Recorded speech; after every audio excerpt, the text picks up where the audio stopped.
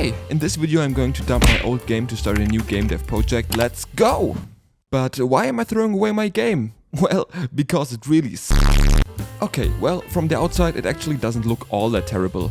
You could cut down trees, mine minerals and pick up things. It had a completely procedurally generated world and a day and night system. But honestly, the codebase was trash. And with trash, I mean true rubbish and honestly. So, let's start a new project like every week. Woo!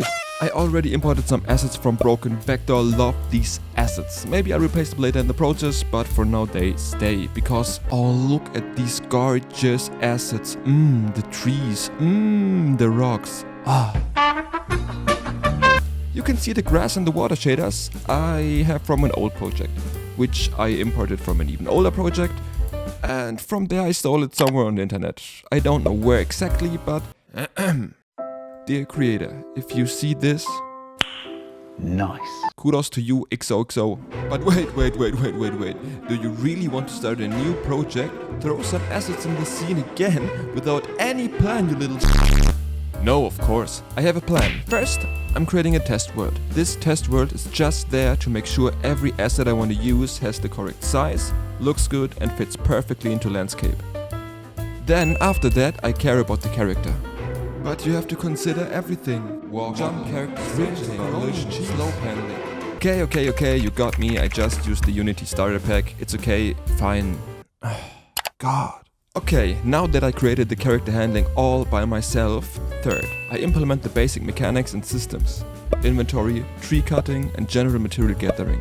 This will be the most fun part because I love debugging and shit and hating my life. And then, when I got some of the basic mechanics, I can start to write the story and create the main world. Because then I have a set of modules I can stick together like a Lego house to create riddles and ways to proceed during the entire game.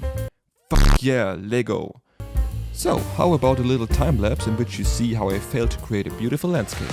Let's go!